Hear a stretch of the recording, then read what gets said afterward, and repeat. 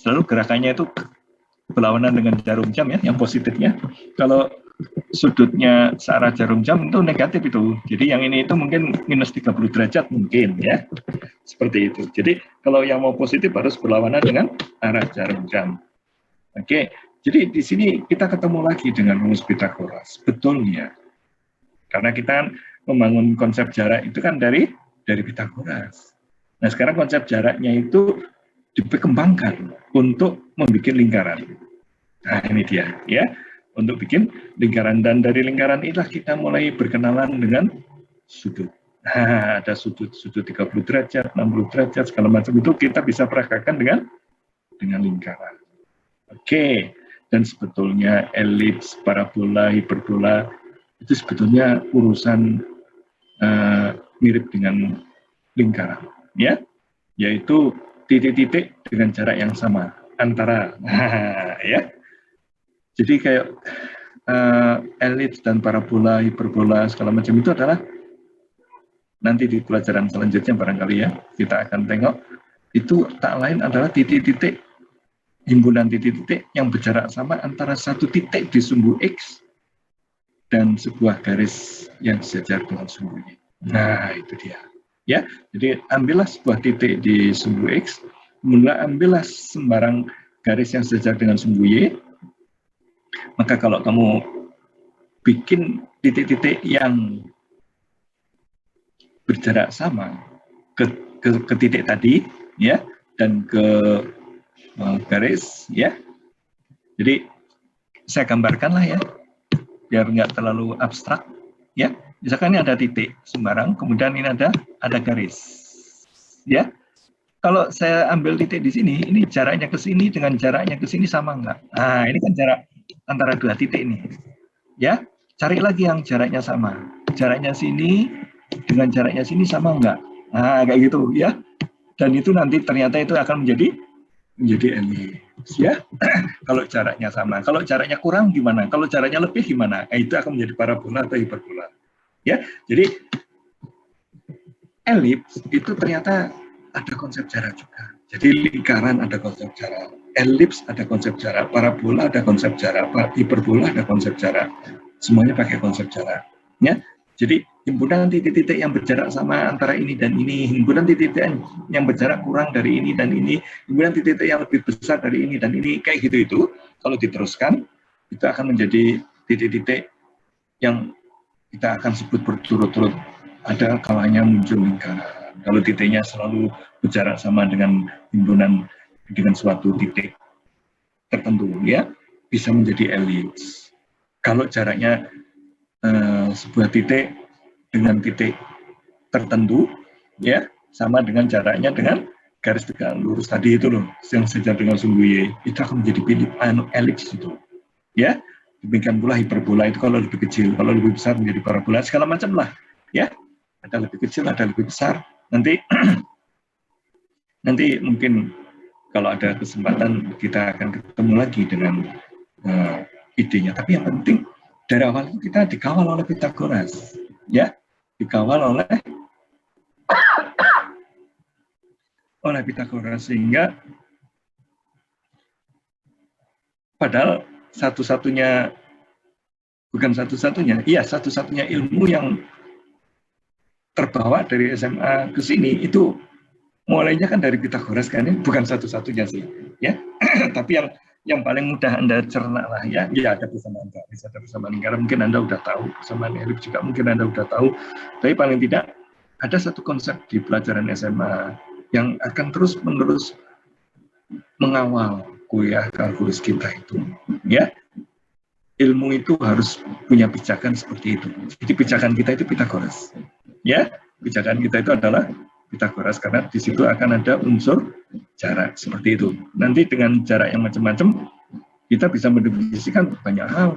Ya, kemarin kita sudah mendefinisikan rasio dari dua jarak, yaitu gradient. Dan saya perlihatkan betapa pentingnya itu gradient di learning algorithms, ya. Jadi kalau kamu belajar algoritma pembelajaran, maka nanti Anda akan saksikan bahwa gradient itulah yang akan menentukan kemana kamu harus melangkah supaya mencapai pengetahuan yang meningkat. Kayak gitu loh, ya.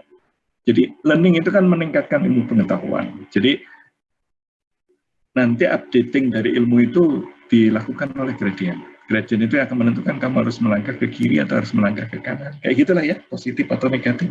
Seperti itu, ya. Kamu harus positif atau negatif itu tergantung gradient di tengah jalan itu kamu temui gradient yang positif atau gradient yang negatif. Kayak gitu. Nanti disesuaikan untuk menuju ke titik yang optimal itu. Titik optimal itu yang gimana? Yang semakin lama kamu semakin belajar, semakin belajar, semakin belajar. Yang belajar mesin, yakin kita kan mesin learning ini, ya. Yang belajar mesin. Yang membuat dia bisa belajar apa? Gradient. Nah, itu dia. Jadi pelajaran gradient itu jangan sekedar sisi sehadap dibagi dengan sisi seletak. Ya bolehlah pertama-tama digitukan, tapi dikasih perspektif bahwa kalau kamu akan menuju ke tempat yang lebih jauh dengan gradient itu. Karena itulah belajar matematik itu perlu serius dari awal, ya. Bukan aku yang nuntut supaya Anda itu serius, enggak. Itu tuntutan dari dirinya matematik sendiri supaya Anda itu serius. Jangan sampai Anda merasa sudah paham padahal belum paham. Nah, itu dia. Ya. Misalkan gradient itu apa? Gradient itu ya sisi sehadap bagi sisi seletak. Tapi nanti ketika ada soal dengan gradient sekian tentukan garis yang menuju titik ini, Anda tiba-tiba jadi bingung. Aduh, sisi sehadap sisi seletaknya di mana ya? Udah hilang. Udah hilang itu. Ya, sisi sehadap sisi seletaknya sudah hilang karena sudah masuk ke wilayah ilmu berikutnya. Nah, kayak gitu untuk menentukan persamaan garis lurus. Demikian pula ketika nanti Anda belajar machine learning atau apa, ketika menggunakan gradient tentu aja bahasanya bukan sisi sehadap per sisi seletak. Udah hilang itu konsep itu, udah pakai sudut-sudut barangkali. Ya, tanggen theta itu adalah gradient misalkan, nanti lama-lama pakai tanggen gitu loh, atau tidak pakai tanggen, pokoknya pakai turunan misalkan atau apa. Ya, jadi gradient itu akhirnya nanti direpresentasikannya itu semula itu urusan jarak dari dua hal. Jarak, sekali lagi, jarak itu didefinisikan oleh Pythagoras, ya. Jadi rasio dari dua jarak itu akan menghasilkan gradient, dan ternyata gradient itu kemarin sudah saya ambilkan cita rasa sedikit bagaimana gradient itu akan bermanfaat. Seperti itu. Nah, lingkaran ini. Lingkaran itu untuk apa ini kita mendapatkan lingkaran? Disinilah kita mulai nanti akan mendefinisikan sudut. Nah, itu dia. Jadi, lihat ya. Tahapan dari ilmu kita itu sedikit demi sedikit demi sedikit, ya. Pertama ada Pythagoras, kemudian ada jarak, kemudian ada garis lurus dengan gradiennya, sekarang ada lingkaran dengan sudut-sudutnya, ya. Seperti itu, bertahap tuh ilmu itu, jangan diloncat. Setiap saat Anda harus latihan terus-menerus secara kontinu supaya tidak ada loncatan pemahaman gitu loh, loncatan kesalahpahaman kalau saya sih menyebutnya, ya. Oke, dah. Sekarang lingkaran, nanti akan ketemu lagi kita dengan lingkaran. Tapi paling tidak, lingkaran bukan datang mendadak. Lingkaran itu datang dengan konsep Pythagoras di belakangnya. Seperti itu, ya. Jadi kalau kita belajar tahu sistematikanya, urutannya, maka kita memang begitu ilmu pengetahuan itu berakumulasi, nambah lagi dari Pythagoras, nambah garis lurus menjadi gradient, dari Pythagoras menambah menjadi lingkaran, dan nanti ada sudut-sudut, dari sudut-sudut nanti ada fungsi trigonometri, terus nambah terus ilmunya kayak gitu, ya. Semakin lama kita semakin pintar, semakin pintar, kayak gitu. Itulah di machine learning juga kayak gitu, ilmunya nambah. Dan yang bisa mengantarkan penambahan ilmu di machine learning nanti adalah gradient. Namanya gradient descent algoritmanya, ya. Seperti itu, ya. Jadi jangan coba-coba loncat nyari rumus terakhirnya gimana, kemudian dari situ Anda mau bekerja. Wah, ya, tanpa Anda punya sambungan pemahaman, ya, yang satu terkait dengan yang lain. Seperti itu. Oke, kita sekarang akan masuk. Nah, ini kemudian kita belajar fungsi, ya. Kita belajar fungsi itu didefinisikan dari domainnya, nanti akan diperoleh range-nya. Kalau domain itu semua domain, kalau disebut domain, maka semua elemen di X-nya itu harus kepake. Ya, domain itu kan dinyatakan dengan X, range-nya itu dinyatakan dengan Y, kan nanti. Ya, ini domain itu dinyatakan dengan X, ini ada X di sini, ya, ada X lah ya, kemudian ada Y gitu, ya, kemudian ini ada X, biasanya domain itu kaitannya dengan himpunan X, Y itu kaitannya dengan Y, tapi semua elemen di sini dipakai ini. Jangan sampai, ini kan elemennya cuma 4, kepakai semuanya, ya. Jadi, andaikan saya definisikan fungsinya begini gimana?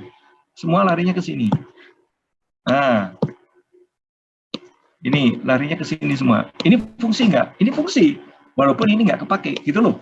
Ya, kalau range-nya kepake, ya range-nya namanya cuma ini aja jadinya range-nya. Ya, jadi semua fungsi menuju ke FA tadi itu boleh, itu masih fungsi karena satu titik X berkaitan dengan satu titik Y. Nah, paham ini? Nggak boleh satu titik X berkaitan dengan dua titik Y. Tapi satu titik Y boleh berkaitan dengan lebih dari 2X. Ini dia. Ya, ini kan, tapi dilihat, satu titik ini berkaitannya dengan ini, satu biji. Satu, tidak sampai bercabang lagi kemana gitu loh. Nggak bercabang seperti itu. Ya, jadi inilah gambaran tentang fungsi. Yang tadi itu lingkaran, parabola, hiperbola, elips, itu persamaan namanya, belum fungsi, belum tentu fungsi. Biasanya dari persamaan itu akan menjadi fungsi kalau domainnya dipilih. Nah, gitu loh. Domainnya dipilih. Kalau domainnya dipilih, baru kita domainnya dipilih dan range-nya juga kadang dipilih juga. Ya, saya maunya area range yang positif saja, dengan X-nya juga yang positif saja. Nah, itu yang hiperbola atau parabola nanti bisa menjadi fungsi, tapi umumnya mereka bukan fungsi. Ya, umumnya bukan fungsi karena satu titik X akan berhubungan dengan dua titik Y.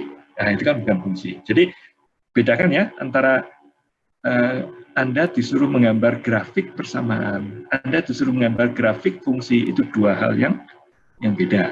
Ya, kalau persamaan itu umum, bisa fungsi, bisa tidak fungsi. Tapi kalau fungsi, ya fungsi sesuai dengan definisi ini. Oke, begitulah ya tentang fungsi. Nah, sekarang saya harus loncat lagi kemana? Sekarang kalau fungsi sudah, kita akan definisikan tentang operasi fungsi. Ya, operasi fungsi itu ini operasi aljabar. Kalau operasi aljabar itu biasanya adalah kali bagi tambah kurang. Jadi kalau ada kata aljabar, itu biasanya kali bagi tambah kurang, terus ini ada perkalian dengan konstanta. Itu dia. Ya, kalau yang ini kan kali bagi tambah kurang kan ini, ya. Ini kali bagi tambah kurang, definisinya seperti itu. Tapi nyelip satu lagi, bagaimana kalau fungsinya dikalikan dengan konstanta? Itu dia. Kemudian ada ini lagi, bagaimana kalau fungsi itu dikali-kalikan berturut-turut? Ya, boleh. Ya, itu kan sama aja dengan perluasan yang ini, yang F ini sama aja dengan perluasan dari C, di mana G-nya itu F, tapi F-nya itu sebanyak N kali. Jadi F pangkat N, gitulah ya. Tapi nanti ada notasi F pangkat N itu turunan ke N. Itu nanti membingungkan. Kita harus ketika baca textbook harus tahu ini turunan atau pangkat, gitu loh, ya. Seperti itu. Nah, apa yang dimaksud dengan penjumlahan? Penjumlahan itu begini. Kalau saya punya F, ini F kan, ya. Kemudian saya punya G, ya, ini G kan. Saya punya F dan saya punya G. Kalau dijumlahkan, tinggal saya jumlahkan tingginya ini ditambah tingginya ini. Nah, ya, ditambah tingginya itu. Jadi tingginya ini ditambah dengan tingginya ini, jadinya keseluruhannya itu adalah ini dia. Ya, jadi yang ungu ini, ungu atau merah, ya ungu lah ya. Yang ungu ini itu penjumlahannya, ya, seperti itu. Kemudian ada yang lain lagi, penjumlahan tergantung ininya. Lihat nih, ketika penjumlahan itu, domainnya itu selalu merupakan irisan. Ya, domainnya selalu merupakan irisan dari F dan G. Jadi domainnya nggak bisa semua titik kepake, semua titik di F kepake gitu loh, enggak. Ya, diambil irisan antara domainnya F dan domainnya G, seperti itu. Ya. Jadi irisan antara domainnya F dan domainnya G itu akan menentukan domain untuk penjumlahan. Contohnya ini, ya. Saksikan ini G. Ya, G ini domainnya kalau Anda sudah latihan ya. Maka ketika saya ajak saya ajak bicara di perkuliahan ini, maka Anda akan langsung nyambung. Itu manfaatnya kalau Anda langsung bekerja. Ya, jadi ketika ikuti kuliah berikutnya itu nyambung ilmunya. Tapi kalau Anda nggak doing nothing, itu agak susah ya ketika saya ngajak Anda berpikir, ini domainnya apa? Oh, langsung blank gitu kan. Aduh, apa ya domainnya gitu. Tapi kalau Anda udah latihan, dijamin bisa, ngerti langsung. Ketika saya mengajak Anda, ini domainnya apa, langsung Anda bisa ngerti. Oh, ini kan kalau ada akar, berarti yang di dalam akar nggak boleh negatif. Ya, ini kan tentang urusan tentang X itu kan domain kan ya. Jadi domainnya itu, kalau X-nya negatif sekali boleh nggak? Malah boleh kalau X-nya negatif sekali. Ya, kalau X-nya negatif sekali malah boleh. Kalau X-nya positif sekali, malah nggak boleh. X-nya nggak boleh lebih besar dari 1. Nah, jadi mulai kerasa nih, oh, kalau gitu domain dari G itu adalah seluruh bilangan real dari 1 sampai minus tak hingga. Nah, kayak gitu. Itu sebagai domainnya. Nah, domainnya dari X gimana? Domainnya dari F gimana? Oh, yang ini repot lagi nih. Yang ini semua yang negatif nggak boleh. Wah, yang ini dari minta hingga sampai 1, yang ini hanya yang positif. Nah, kalau diiris jadinya gimana? Kalau diiris hasilnya adalah antara 0 antara 0 sampai 1. Nah, itu dia ya. Antara 0 sampai 1 kalau diiris. Jadi untuk yang ini itu kan X lebih besar dari 0. Untuk yang ini itu X lebih kecil dari 1. Ya, kalau diiris itu antara 0 dan 1. Ada irisannya. Seperti itu. Nah, itu kalau saya ngomong begini, bagi yang sudah latihan itu cepat nangkepnya. Tapi kalau Anda nggak latihan, aduh, nggak ngerti saya. Nanti aja saya pikirkan. Oh, jadi kayak gitu. Akibatnya nanti terus. Nanti aja saya pikirkan, dan tiba-tiba Anda tidak mikir-mikir karena menunda-nunda pekerjaan Anda. Mendingan ada kuliah selesai, baca, kerjakan contoh soal, hajar soal-soal, kayak gitu. Sehingga ketika Anda duduk di kuliah berikutnya, udah terampil, ya. Anda layak untuk bisa mengerti kuliah berikutnya. Tapi kalau Anda tidak lakukan itu, maka kuliah berikutnya itu antara tahu dan tidak tahu. Akibatnya apa kalau ini kuliah di kelas, kuliah langsung? Akibatnya mahasiswa cuma ngebut nulis saja tanpa pemahaman. Paham nggak nih? Oh, balapan nulis saja pokoknya. Pokoknya semua apa yang di papan tulis saya catat gitu loh. Ya, saya bilang, kamu paham nggak dengan apa yang kamu tulis? Ya belum tentu paham jadinya, karena dia nggak bisa nyambung dengan omongan dosennya. Andaikan dia dengerin pun nggak akan ngerti. Nah, itu dia. Tapi kalau Anda ada kuliah langsung dipahami, langsung dikerjain contoh soal dan soal-soal, maka lain kali kamu kuliah nggak nyatet pun tidak apa-apa. Asalkan kamu ikuti petunjuk itu tadi. Selesai kuliah, kamu pahami, kamu kerjain soal-soalnya, ya, kerjain contoh soalnya, nah kuliah berikutnya nggak usah kuliah lagi juga boleh. Nggak usah kuliah, nggak usah nyatet juga boleh. Karena udah tahu, gitu loh. Apalagi udah dibaca dulu. Seperti itu, udah nyambung gitu loh. Ya, jadi nyatet kuliah di perkuliahan di kelas nantinya itu bukan balapan nulis. Kalau saya melihat ada mahasiswa yang balapan nulis itu, oh enggak, ada besar kemungkinan dia nggak belajar nih. Nah, besar kemungkinan ya, nggak belajar kemarin-kemarinnya. Materi kemarinnya tidak belajar, apalagi nanti udah berjalan 3 minggu, 4 minggu, 5 minggu, wow, udah kelewat jauh gitu yang ditinggal. Ya, akibatnya dia akan membabi buta, menyalin aja. Nanti akhir kuliah, akhir semester tak kebut belajarnya Pak. Itu dia. Ya. Nah, jadi belum tentu yang kita salin itu kita ngerti. Saya dulu punya satu teman, ya, dia suka gini, kalau habis kuliah, dia nggak mau keluar dari ruangan kuliah kalau dia belum paham apa yang dia catat, ya. Jadi dia buka lagi catatannya. Begitu kuliah selesai, dosen pulang, pergi, mahasiswa lain pada keluar dari kelas, teman saya satu itu tinggal di kelas. Suatu ketika kan saya deketi, saya tanya, kenapa nggak keluar kelas gitu. Ini saya lagi memahami apa yang barusan saya peroleh gitu loh. Jadi nggak nunda besok-besok, langsung di kelas itu juga dia duduk terus dibalik-balik bukunya. Kalau dia merasa aku sudah tahu, dia izinkan dirinya untuk keluar kelas. Tapi kalau nggak tahu, dia belum izinkan dirinya keluar kelas. Biarin aja. Tunggu sampai kalau parah nggak ngerti parah, dia kasih tanda di sebelah sini aku nggak ngerti, sebelah sini nggak ngerti. Ini dikejar dari bacaan. Kalau dari bacaan tetap nggak ngerti, kuliah berikutnya dia akan ngacung duluan sebelum dosen kuliah. Pak, boleh nggak nanya dulu saya? Karena di kuliah yang lalu saya ada yang nggak ngerti. Kayak gitu. Oh, keren sekali itu. Anak itu, ya. Wah, nilai A itu wajar sekali. Ya memang dia nilainya A semua gitu. Lah dia disiplin belajarnya kayak gitu, ya. Begitu habis kuliah selesai, dia tidak bebas tugas saya sekarang enggak. Dia tuntut bahwa saya itu paham apa yang saya tulis, paham apa yang saya ikuti kuliahnya itu. Ya, dia nyatet, tapi dia tuntut pemahaman, bukan salinan tulisan aja. Ya, kalau sebagian besar mahasiswa itu saya lihat balapan nulis jadinya. Aku bilang, kamu nulis tapi nggak dengarkan omongan saya lewat itu. Nah, kayak gitu loh, ya.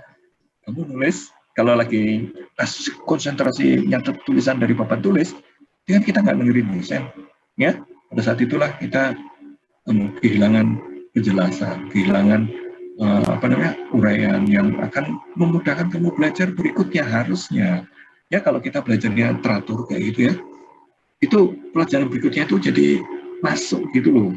Ya, effortless gitulah, masuknya itu wajar sekali. Tidak harus begadang sampai tengah malam gitu, enggak ya. Oke, jadi ini fungsi-fungsi dan Anda sudah mulai mengetahui ininya kan, mengetahui domainnya gitulah ya. Sudah mulai mengetahui domainnya. Sekarang kita lanjutkan fungsi komposisi. Ini apa lagi? Ya, ini fungsi komposisi itu kalau ada dua buah fungsi, ya F dan G, maka G itu akan output yang dari G itu akan menjadi inputnya F. Kayak gitu loh, ya. Oke, masih ingat nggak fungsi itu kayak mesin gitu loh? Di mana ya? Definisi fungsi di mana? Nanti aku kehilangan jauh gimana? Oke lah, nggak usah takut. Kalau itu baik untuk mahasiswa, nggak usah takut. Nah, di sini nih. Nah, ini dia. Ya, ini dia. Ini mesin. Ya, fungsi itu kayak mesin. Ini ada inputnya, masuk ke mesin, ada outputnya. Nah, sekarang sebelum masuk ke fungsi outputnya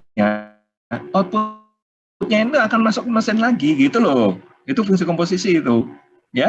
Jadi ada F, kemudian ada G misalkan. Jadi F masuk ke dalam G gitu loh, ya. Jadi ada input masuk ke mesin, keluar output, masuk ke mesin lagi, keluar output lagi, kayak gitu. Jadi outputnya F itu akan menjadi inputnya G misalkan seperti itu, atau inputnya H, kayak gitu. Itu fungsi komposisi namanya, ya. Jadi ini aku selalu gatal untuk menerangkan machine learning ya, seperti ini. Akan saya terangkan. Kalau konvensional algoritma itu input diberikan oleh data yang kita pungut ya, entah dari mana datanya, pokoknya ada data, kemudian kita bikin rule atau function, nanti komputer akan mengeluarkan output. Komputer atau mesin akan mengeluarkan output. Saya ulangi, ya. Jadi ini ada input, ini ada rule, ya. Ada rule, maka ini komputer akan mengeluarkan hasil. Jadi programmer ngasihkan input, kemudian kasihkan misalkan fx sama dengan x kuadrat, maka semua input itu akan dikuadratkan gitu kan. Nanti komputer akan ngasihkan hasil kuadratnya itu. Artinya cara menghubungkan input dan output itu melalui F, dan F itu yang mensuplai adalah programmer. Itu adalah konvensional algoritma. Sekarang machine learning algorithm itu seperti apa? Learning algorithm itu seperti apa?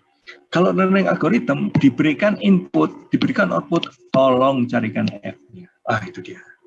Ya, tolong carikan F-nya.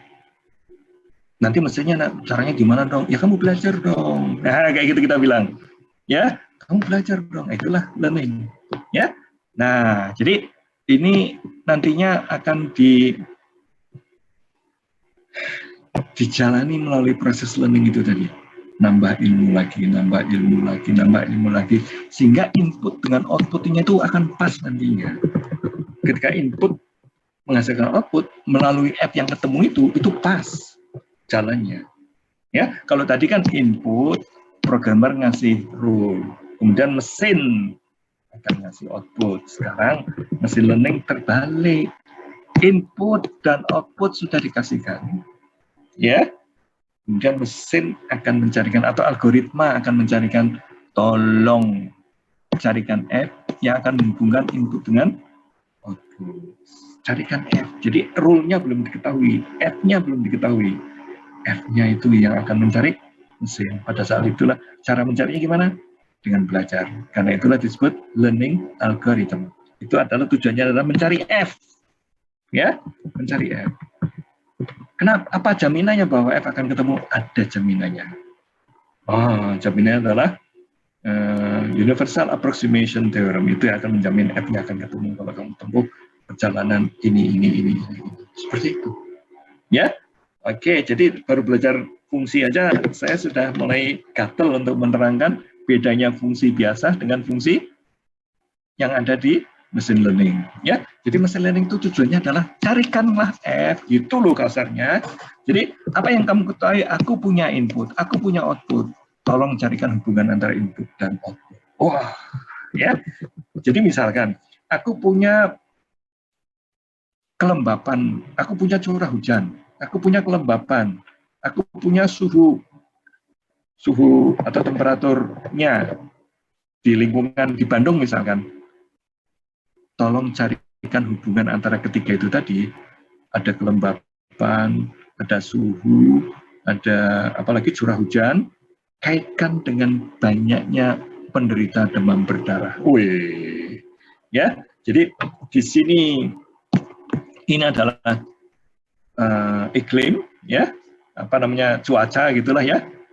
Ada curah hujan, ada kelembapan, ada temperatur, mungkin ada angin atau apalah ya. Di sini ada jumlah penderita demam berdarah. Tolong carikan hubungan antara ini dan ini.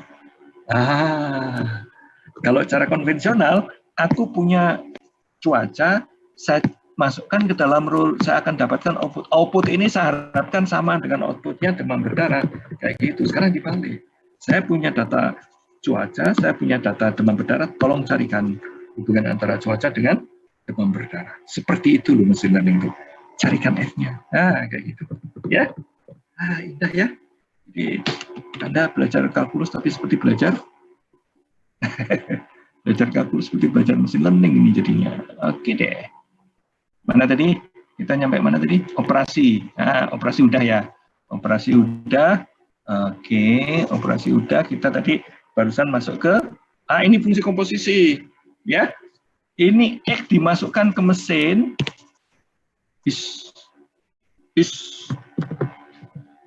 Ini input masukkan ke mesin. Outputnya masukkan ke mesin F namanya.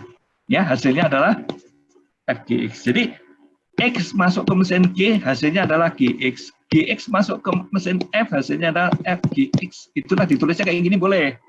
Ya, G-nya masuk ke dalam F. Jadi kayak gini nulisnya. FO. Bacanya apa ini bacanya? F lingkar G gitulah ya.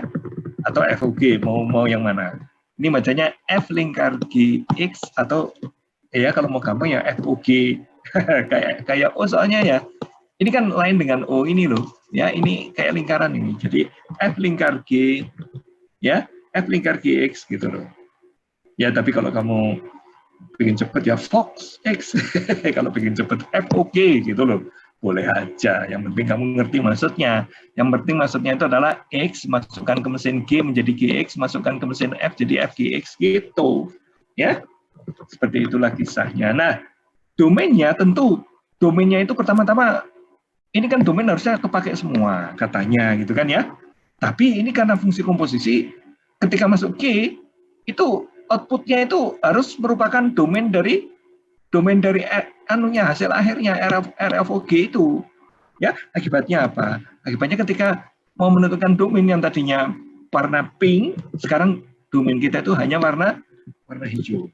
Ya, domain kita itu hanya warna hijau. Kemudian dari warna hijau ini kita akan nyampe ke warna hijau yang di sini. Nah, inilah yang akan dipakai sebagai domainnya untuk RFOG. Ya, Anda pelajari itu. Bagaimana menentukan ini kan semula pink, kok jadi cuma hijau. Ya, di sini juga hijau. Hijau itu irisan dari RG dan DF gitulah ya.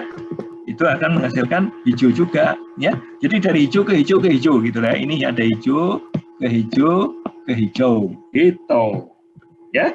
Sekarang tugas semua adalah gimana cara mencari hijau yang di sini, bagaimana cara mencari hijau di sini, bagaimana cara mencari hijau di sini. Itu soal ujian. Ya. Itu soal ujian atau soal latihan atau soal kuis gitulah ya. Oke.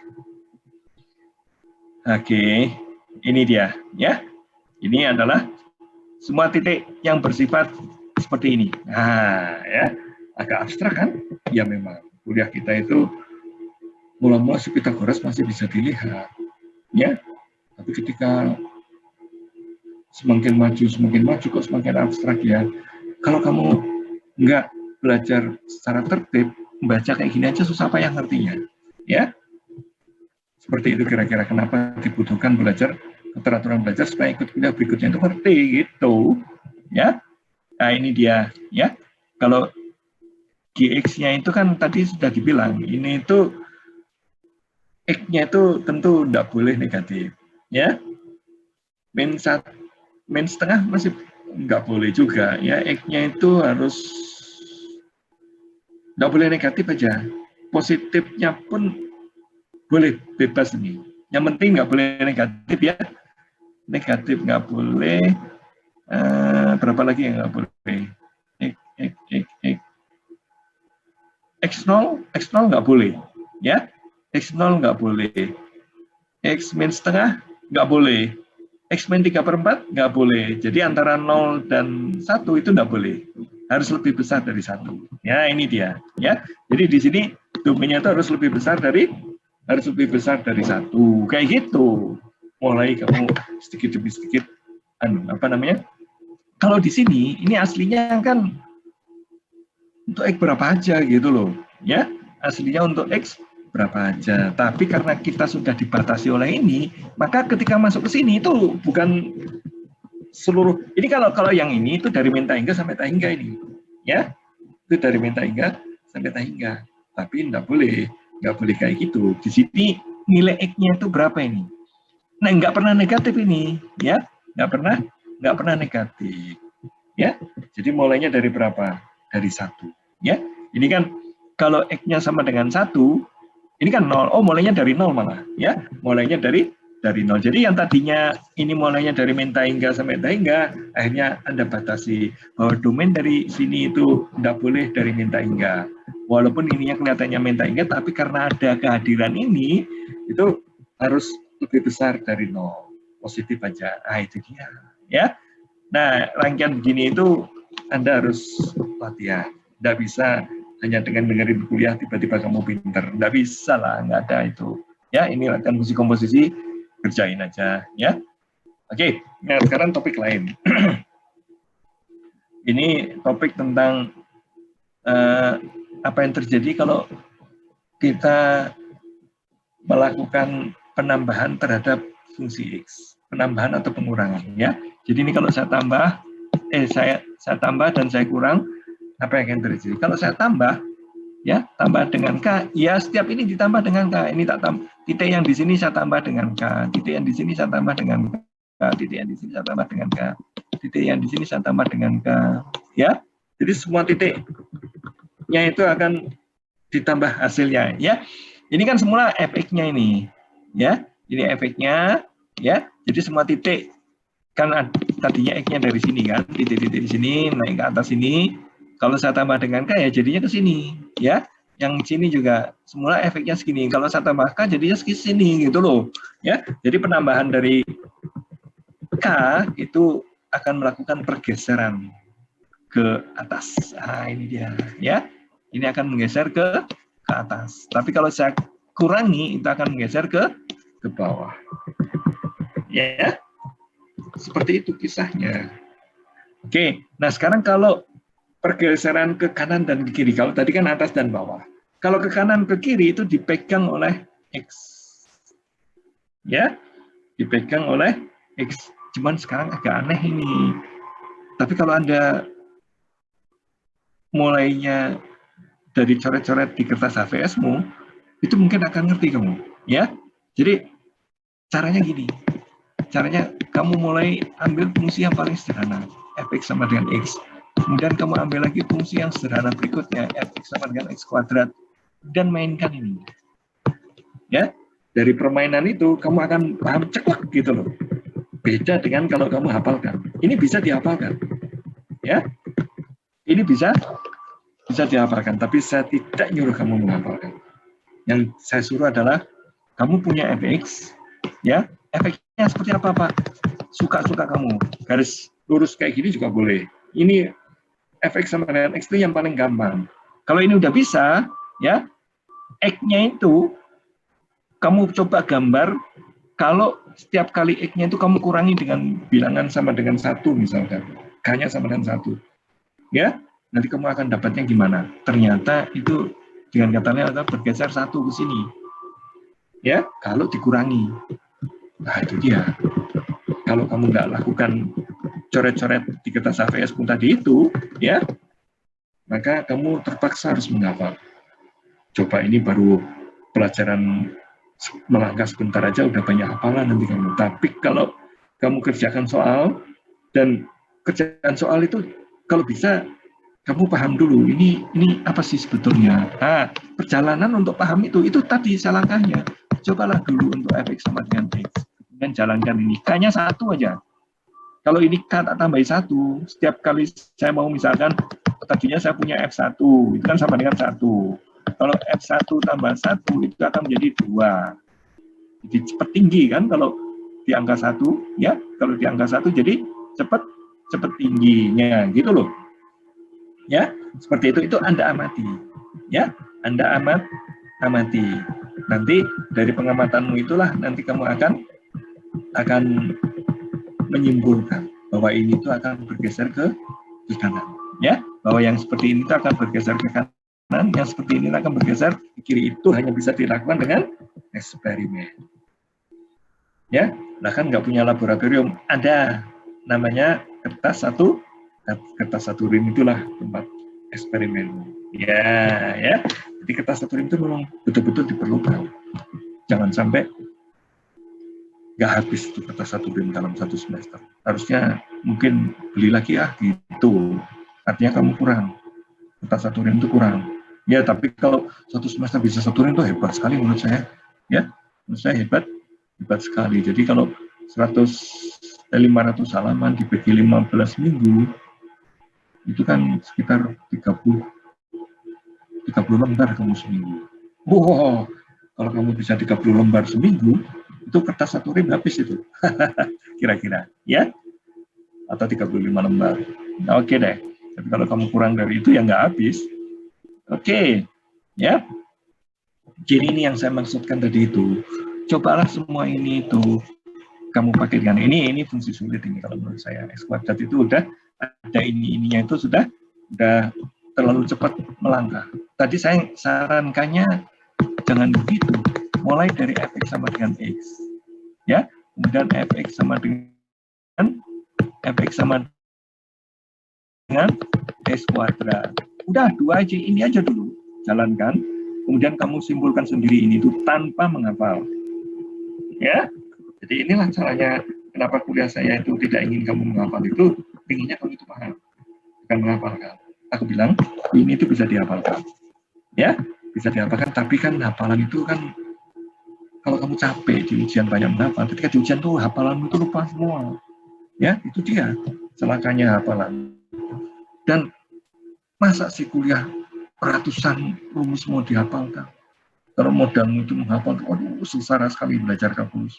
Ya, jangan dihafalkan. Pahami. Strategi memahaminya saya kasih tahu sedikit demi sedikit seperti itu caranya memahami supaya Anda tidak perlu menghafal. Ya, di sini juga, ya. Di sini ada konsep kali ini dikalikan. Kalau tadi kan ditambah atau dikurang. Kalau ini dikalikan atau dibagi. Ini dikalikan atau dibagi. Ini akan berkaitan dengan peregangan, pemampatan, peregangan. Kayak gitu. Ya. Oke. Lagi-lagi perlu eksperimen. Ya. Eksperimennya gimana? Ya, misalkan ini efeknya itu ini dia. Ya, efeknya itu adalah ini dia. Kalau C-nya saya ambil 3, maka gambarnya ini. Nah, itu dia. Ya. Ini peregangan vertikal namanya. Ya.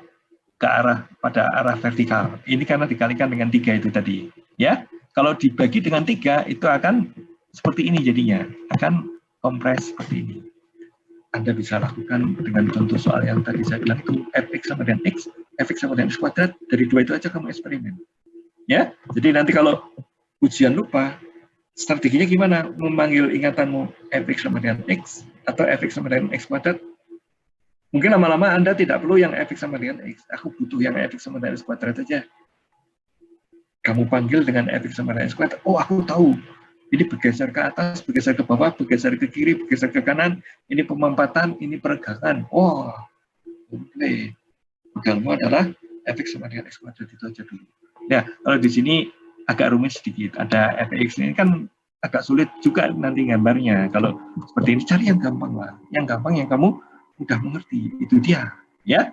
Nah, ini peregangan ke atas, ini pemampatan, ya, pemampatan dan peregangan. Yang ini ada kompres ke kiri, ini ada peregangan ke kanan kayak gitu, ya. Kalau tadi kan atas bawah gitu. Itu kalau di dalamnya yang dikalikan, ya. Di sini kalau yang dikalikan justru pemampatan, kalau dibagi justru peregangan. Kalau di sini yang dikalikan adalah peregangan, yang diseperkan adalah pemampatan. Aduh, coba betapa potensinya Anda akan ketukar-tukar pemahaman.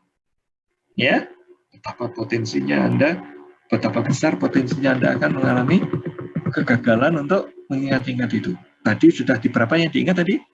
Tadi sudah ada 4 yang harus diingat. Ya, sekarang tambah 4 lagi. Ayo, berapa? 8 rumus harus diingat. Daripada diingat, mendingan dipahami. Ya, modalmu apa? Modalnya fx sama dengan x kuadrat aja. Kan gambarnya gampang, tahu kan?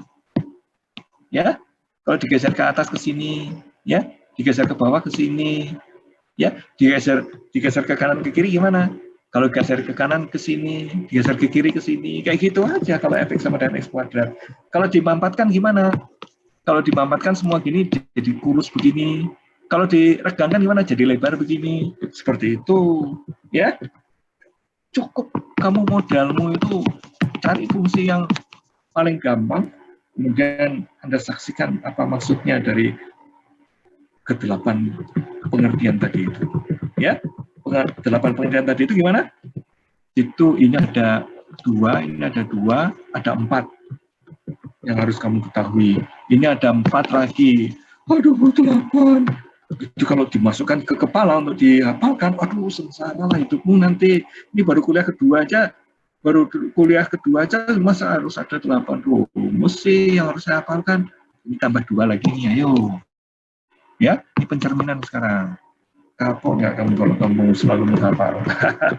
Ya, jadi gini ceritanya. Kalau ini Y sama dengan fx, ini katanya kalau dikalikan dengan negatif, itu pencerminan terhadap sumbu X. Lah ini dia, dikalikan dengan fx ini. Jadi yang ini dicerminkan terhadap sumbu X, jadi ini.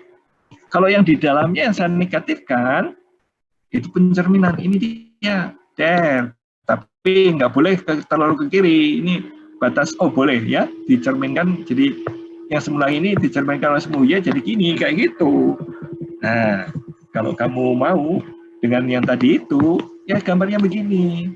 Kalau dicerminkan, kalau di ini, dicerminkan terhadap sumbu X, ya akan jadi begini.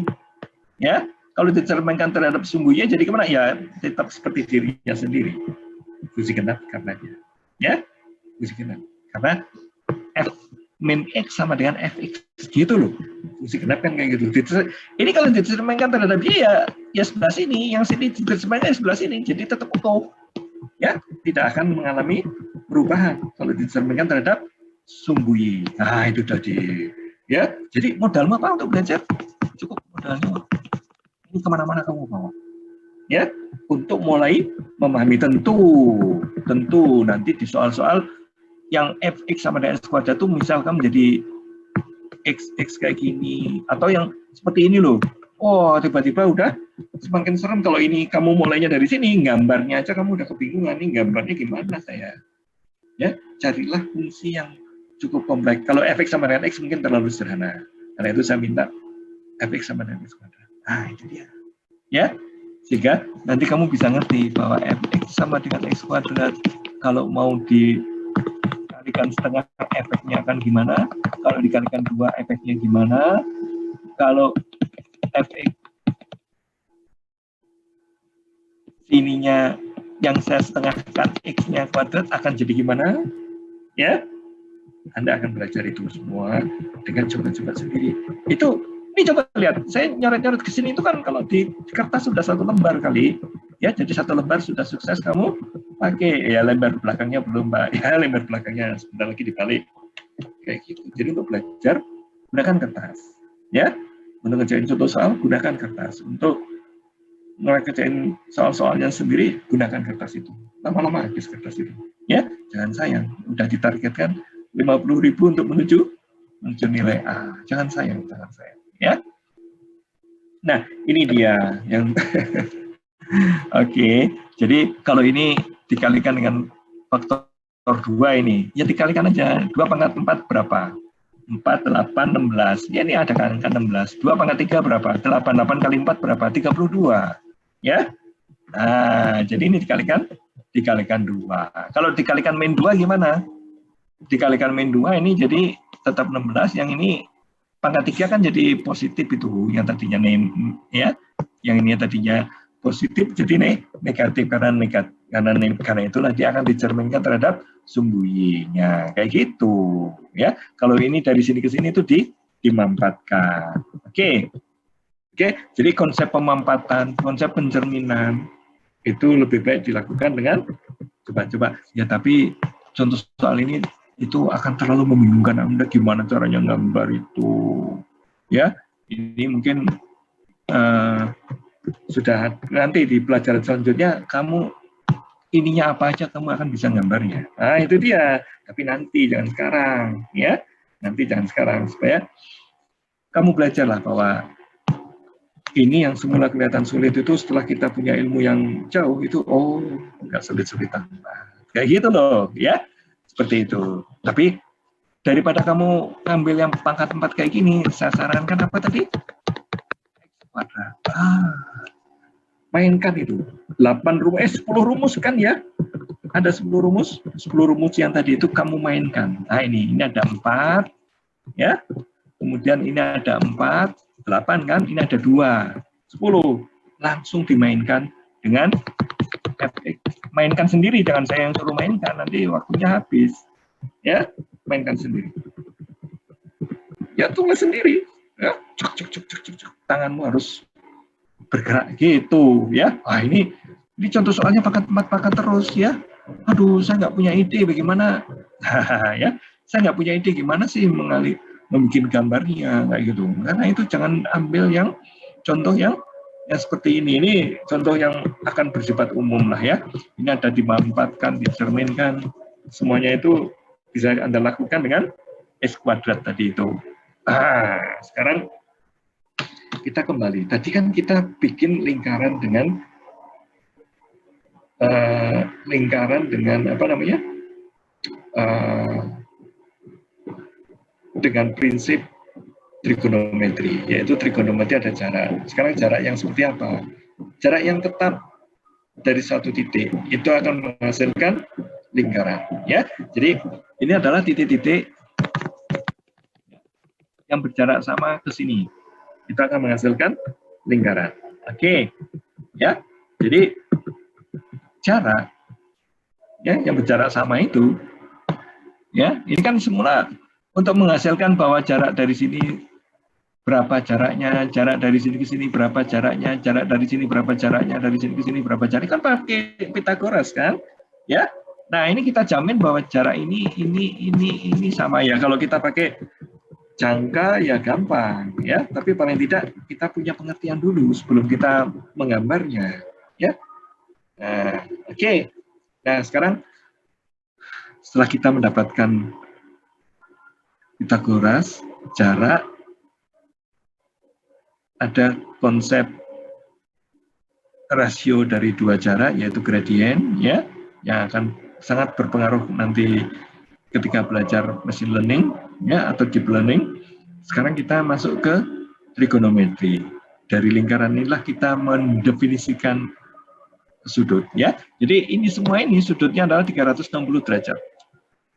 Kenapa nggak 350 Pak? Ya nurut aja lah ya. Zaman dulunya itu saya agak ini. Kadang-kadang saya kepingin kenapa angkanya 360 ya. Kenapa nggak 100 saja sih yang enak atau 10 gitu loh ya. Nah, sini itu adalah 10 atau 100 kan jadi gampang dibagi. Kalau ini seperempatnya ya 25. Kalau ini seperempatnya lagi ya 50, ke sini 75, ke sini kan bisa gitu ya. Kenapa yang ambil 360 ya? Ya biar aja lah ya. Udah terlanjur matematikawan zaman dulu mendefinisikannya kayak gitu ya. Kalau Anda yang menciptakan matematikanya dari awal ya suka-suka Anda lah ya. Mau dihitung berapa itu sudutnya itu ya. Tapi yang di sini itu kita sudah sepakati itu adalah 360 derajat atau 2pi. Ya. Kalau 1pi itu kan baru sampai sini aja, ini baru 1pi. Ini 1pi lagi jadi 2pi. Ya, 360 derajat sama dengan 2pi. Jadi 1pi itu 1pi itu 180 derajat. Kayak gitu loh. Nah, sekarang masalahnya kalau 1 derajat itu berapa pi gitu. Nah, pi itu nanti pakai radian gitu. Kalau yang tadi derajat itu ya pakai derajat ya. Yang pakai 2pi itu 2pi radian ya. Jadi 360 derajat sama dengan 2pi ini radian ini ya. Radian. Oke. Oke lah ya. Jadi lihat betapa kuliah kita itu mengalirnya itu seperti itu ya. Pertama ada Pitagoras, kemudian ada jarak. Dari jarak kita bisa mendefinisikan gradien. Ya, kita mendefinisikan garis lurus, kita bisa mendefinisikan lingkaran, kita bisa mendefinisikan elips, parabola, hiperbola. Itu semua pakai jarak itu. Ya, untuk supaya sampai ke lingkaran itu kita butuh konsep jarak. Untuk sampai ke elips kita butuh konsep jarak. Hiperbola, parabola pakai konsep jarak. Itu semuanya adalah persamaan, bukan fungsi. Ya. Jadi kalau ini satu nilai X, ini satu nilai X kan ya. Nilainya kan bisa ke sini dan bisa ke sini, itu ada 2Y ya. Ya, yang satu Y, yang satu minus Y ini. Jadi nggak boleh, itu bukan fungsi. Tapi kalau saya definisikan, aku definisikan di sini aja fungsinya. Maka yang ini itu menjadi fungsi. Ya. Nah, jadi dari lingkaran pun bisa dibikin fungsi asal kita bilang saya mau bekerja di kuadran ke-1 aja. Ya, jadi X kuadrat plus Y kuadrat sama dengan R kuadrat itu akan menjadi fungsi itu. Kalau kita bekerjanya hanya di kuadran ke-1 aja, atau kuadran ke-2 aja, atau kuadran ke-3 aja, atau kuadran ke-4 aja. Ya, atau kuadran 1, 2. Ya, kuadran 1, 2 masih boleh itu. Masih fungsi ini, ya. Jadi dari sini ke sini itu masih fungsi. Karena 1 titik X selalu berkaitan dengan 1 titik Y. Ya, yang nggak boleh itu dari sini ke sini. Nah, itu tidak boleh itu. Karena 1 titik X akan berhubungan dengan 2Y. Tidak boleh. Itu bukan fungsi. Ya. Kalau yang sini juga, kuadran 1 digabung dengan kuadran 4 itu tidak akan menghasilkan fungsi. Oke. Seperti biasanya kita jam 11.55 istirahat dulu ya, sampai jam 12.05. Dan silakan melakukan absensi. Kita istirahat dulu ya.